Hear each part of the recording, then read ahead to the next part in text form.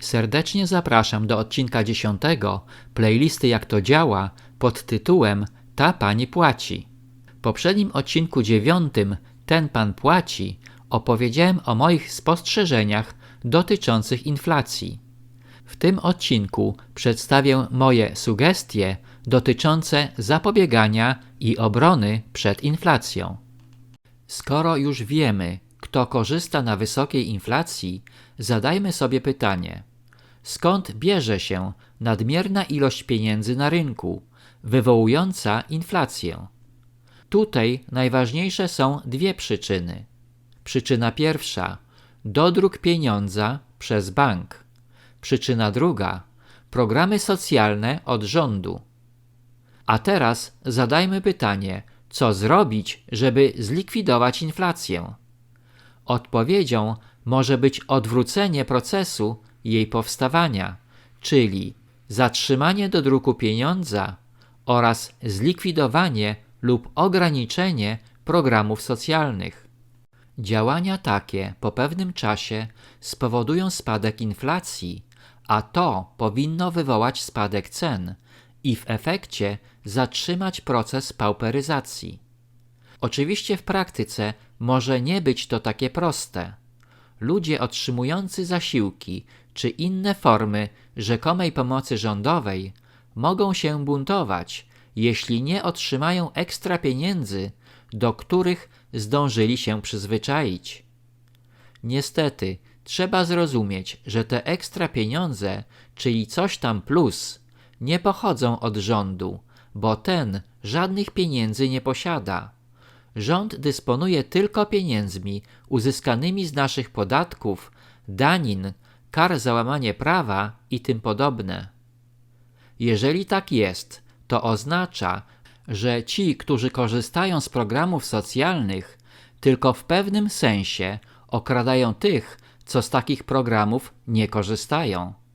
Tak naprawdę to rząd dokonuje kradzieży, a niektórzy po prostu z tego tylko korzystają. Oczywiście istnieją pewne ekstremalne sytuacje, kiedy taka pomoc jest niezbędna, ale w praktyce są one marginalne i należy unikać programów socjalnych w globalnym zakresie, co powinno być zdrową praktyką państwa.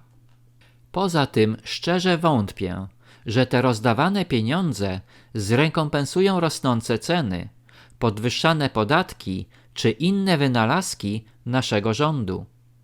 Jednym słowem, socjalne rozdawnictwo nie jest żadną pomocą, ale tylko jej iluzją. Im dłużej będzie się utrzymywał ten stan rozdawnictwa socjalnego, tym mniej pieniędzy zostanie w kieszeniach obywateli, drenowanych przez biurokratyczne rządy elity władzy. Kolejnym problemem wynikającym z programów socjalnych jest wywoływanie braku motywacji do pracy. Po co pracować w ogóle albo zbyt ciężko, jeżeli i tak dostanę pieniądze? W dawnej komunie popularne było hasło: czy się stoi, czy się leży. Niestety ekonomii nie da się oszukać. Jak to mówią, z pustego to nawet Salomon nie naleje. Jeżeli nie będziemy pracować, to nie wytworzymy żadnego towaru. Konsumpcja nie zastąpi pracy. A więc wniosek prosty: potrzebna nam praca, a nie programy socjalne i broń Boże żaden nieuzasadniony dodruk pieniądza, a wtedy dopiero będziemy bogatsi i szczęśliwsi. Skorzystajmy z myśli znanego angielskiego ekonomisty, twórcy teorii interwencjonalizmu państwowego, Johna Maynarda Keynesa, który żył w latach 1883 do 1946. W 1919 roku Keynes powiedział: Lenin kiedyś powiedział: najlepszym sposobem na obalenie kapitalizmu jest dewaluacja znajdującej się w obiegu waluty. Poprzez kontynuację procesów inflacyjnych rząd może w tajemnicy, przy powszechnej nieświadomości, skonfiskować część majątku obywateli. Używając tej metody, można swobodnie, w zależności od kaprysu, odbierać ludziom ich własność i doprowadzić do powszechnej pauperyzacji zdecydowanej części obywateli oraz nagłego wzbogacenia się małej części społeczeństwa. Nie istnieje żadna inna, tak skuteczna i wiarygodna metoda pozwalająca obalić obecną władzę polityczną. Proces zawiera w sobie utajnione i skuteczne czynniki niszczące większość reguł gospodarczych, a przy tym jest mało prawdopodobne, że wśród miliona ludzi znalazłby się choć jeden, który dostrzegłby istotę problemu. Moi drodzy, słowa Keynesa podsumowują całą podstępną procedurę wykorzystywania inflacji w celu okradania obywateli. Szczególnie cenna jest jego uwaga, w której stwierdza, że proces inflacji jest tak skutecznie ukrywany przez elity rządzące, że bardzo niewielu ludzi jest w stanie zrozumieć, co naprawdę się dzieje. Mam nadzieję, że moje filmy zmienią ten stan rzeczy i oświeconych przybędzie przynajmniej kilka tysięcy. Podsumujmy ten odcinek wnioskami. Wniosek pierwszy. Obalenie kapitalizmu możliwe jest wyłącznie przez dewaluację waluty, czyli wywoływanie inflacji. Wniosek drugi.